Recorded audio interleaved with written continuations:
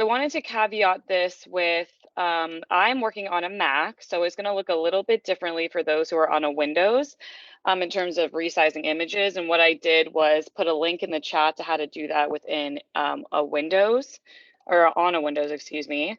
So I'm just going to start with my original image. I love manatee, so I just decided let's do something fun today. So if you're opening up your image, and I'll start with a Mac on preview, I'll double click the image.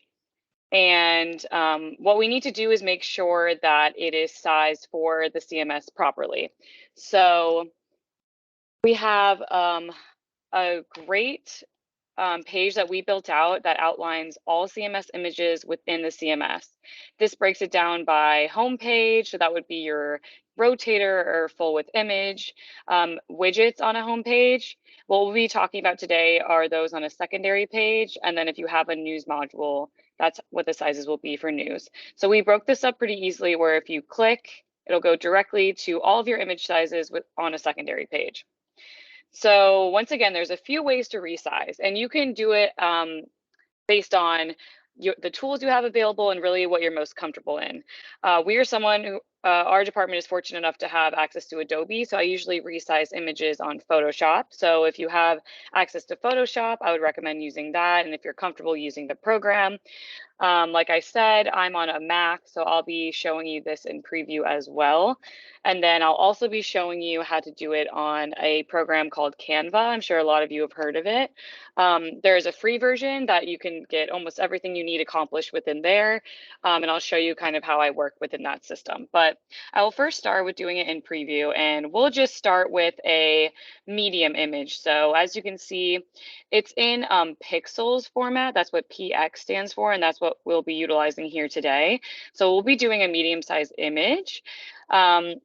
So I will say, if you are editing something, for example, within your program, like for example, Mac is preview and Windows, it'll either be, I believe, Paint or Photos. If you're going for a basic resize, you'll need to just make sure that the aspect ratio is equivalent to what these look like. So for example, this is a little bit more of a, this isn't a perfect square, as you can see, the small image is, but if I'm looking to just resize straight within preview, it'll just basically shrink or enlarge the image you have based on what it already looks like. So for example, for this one, if I want to make it a medium-sized image with these specs right here, I would go to Tools. Come on, Tools, of course. Of course, this is getting in my way. Let me pull this down.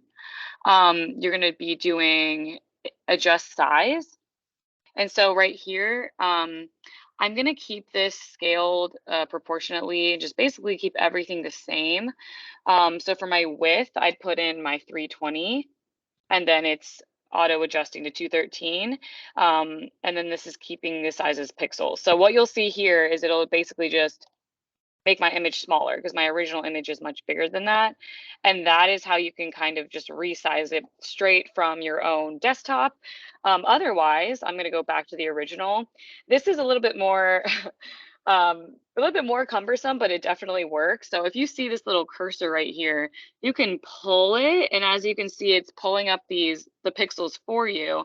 So really, you can look at it that way too. So if this is 320 pixels, you can just drag with your mouse by 213. You can do the same thing. So let's say we do a large image. So we do 720 over here by 405. So as you can see, it's a little bit harder to do, but you can do it from like right here. So 405, as you can see, not the easiest thing to do. Makes it a little bit cumbersome. There we go. So this would be your size. I'm just going to make this a little bit smaller. So as you can see, this photo is a little bit larger, but this is how you can kind of fit your image within this box if that's how you'd like to do it. But again, it's totally up to you and how comfortable you feel using the type of program that you have access to. So I'm going to quit preview, and then I'm going to open up again a source that I think is really helpful for most people that have limited resources within their department, because this is a free tool. So this is called Canva. And as you can see, I've built out what I'm calling like image templates within Canva just to make it easier for me. So what I've done is if you scroll up to the very top, and this is just the main home view of Canva, you can click this button right here that says custom size and see it already has pixels as its default. And all you have to do is look at our image size page right here and then put in your specific specs. So for example, if I wanted a small image, I would do 100 pixels by 100 pixels. I'd click create new design, and then this would be my format.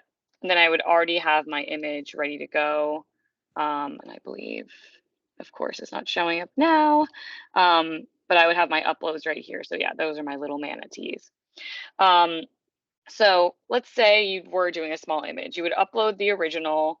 You would basically put it within the canvas layout right here, and then you can size it however you think looks best. So you obviously have to fill out this white square to make it the right proportions, but let's say I wanted to zoom in a little bit more on this cute manatee. So what I would do is just pull it down here, drag it a little bit farther on my screen, and then it even shows you kind of where the middle is. His fin is a little bit askew over there, so I'm just gonna kind of eyeball it and look what I think is most centered, and I'll do this.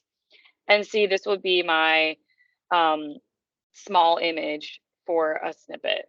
And see right here, this is how you can name them. So what I've done on my homepage is I've just built out the plain templates as they are and then named them. For example, this is a small image and it's 100 by 100. A large, what you need for an image grid and for a medium image. So what you can do if you build out the templates is you can just simply, you can copy it. And then if you open it, you already have your specs, for example, what an image grid will be. So same thing as I just did with the medium image, I can pull my image here and then resize it as I need it to be for the page. And for all of the images, we recommend saving as a PNG. You could also save it as a JPEG. So how you download these images is you click this share button, and then you will click this download. And it already, again, is your default PNG, and you would just click download. So as that's happening, there we go. So then I'm just going to drag this to my desktop.